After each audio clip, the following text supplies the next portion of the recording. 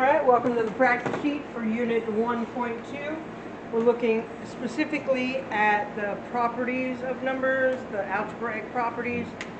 This is pretty much just a repeat of the actual guided notes, but instead of just copying my guided notes, I want you to think about what each property means and put it in your own words. So what I'm going to do is remind you of what it means and then put it in my own words so you can see what I'm talking about.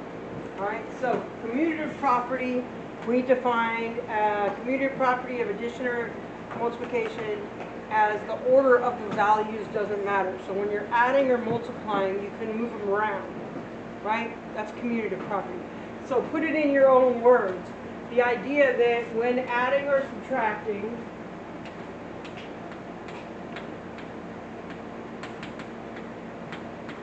and when adding or multiplying, sorry, my bad, multiplying, you can do it in any order. And then it says to come up with two examples that are not from class. So for example, 3 plus 2 is the same as 2 plus 3. You can do them in any order. Or 3 times 4 and 4 times 3 are the same thing. You can do them in any order. Commutative property. It's almost like commuting to work, A to B or B to A. Either way, you're still going the same distance, A to B or B to A. Alright, and then let's look at identity property. Identity property says the identity property of addition and multiplication, again, stays the same. So the idea is that if you are adding a 0, identity property says if you add a 0, 0, or multiply by 1, it changes nothing. Right? So we're taking the actual definition of each of these properties and you're putting it in your own words. If you add a 0 or multiply by 1, it changes nothing. Right? Again, two examples not from class. Right? So if I did 2y plus 0, we're still going to have 2y. Adding a 0 changes nothing. And if you have 16 times 1, you're still just going to have 16. Multiplying times 1 changes nothing. This is called the identity property. They hold on to their original identity. And property of 0, hopefully everybody knows that one.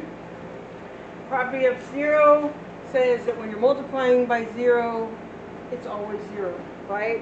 When you multiply by 0, multiply anything by 0,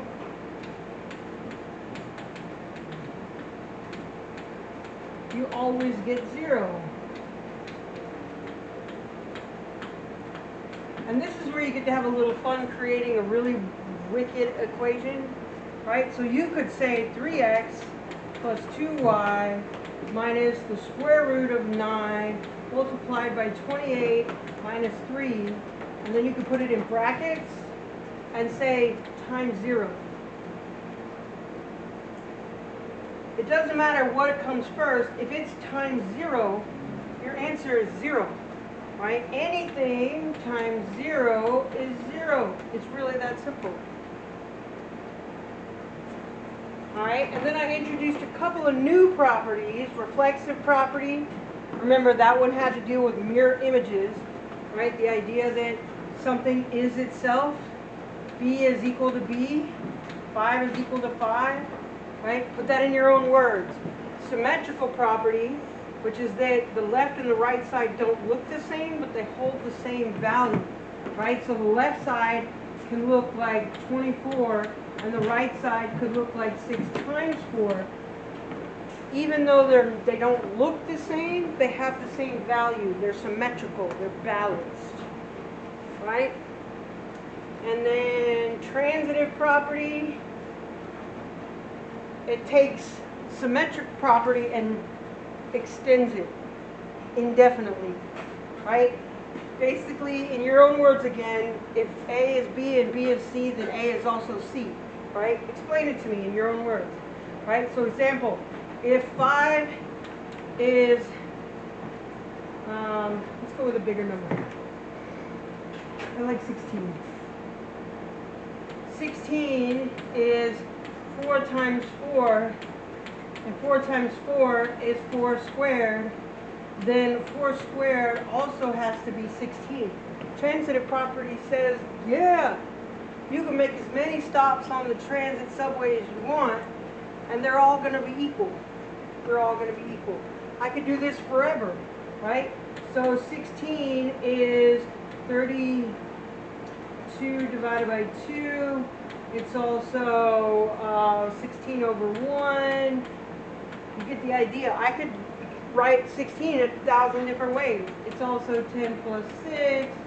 It's also, you know what I mean? I could do that all day. Transitive property says if this is equal to this, and this is equal to this, and this is equal to this, then this is also equal to this. So in some equation where some of them are going to get really complicated, if you have an equivalent expression, you can replace it, right? So if you're given this in an equation, you can replace it with this. Report to the front office. If you get this in an equation, you can replace it with this, and we're still balanced. We haven't changed anything, right? Take a second. It says use numbers 1 through 9 to identify each property below. You just have to figure out which property they're talking about, right? So for example, C, 6 is equal to 6. That's the mirror word. That's reflexive, right? So you would just put, for C, you would find reflexive. That's number 7. So you would put 7 is your reflexive property. And you would just do that for all the rest. 4x times 1 equals 4x. That's our identity property. Our identity property was 3. So for that one, you would put a 3. You should be able to do that no problem. If you can't do this no problem, you need to go back and watch more videos, because if you can't do this, you can't do the mastery check. Alright, and then the next section digs just a tiny bit more into the closed integers, right? Remember, it's closed. If a positive number plus a positive number equals a positive number, it's a closed system, right? It's a set of integers closed under division. If you divide something, can you end up without an integer? Yes. You can divide and end up with a decimal very, very quickly, right? So, if no, explain why or why not. If it is not closed, give an example, right? It is not closed, and my example would be 1 divided by 2. These are both integers, and the answer is 0.5, and that is not an integer. So that's my example, not an integer. So all you have to do is decide if the statement is true or false. Is the set of real numbers closed under addition? If it is, explain why it is. If it's not, find something to prove that it's not. And you should be good to go with Unit 1.2.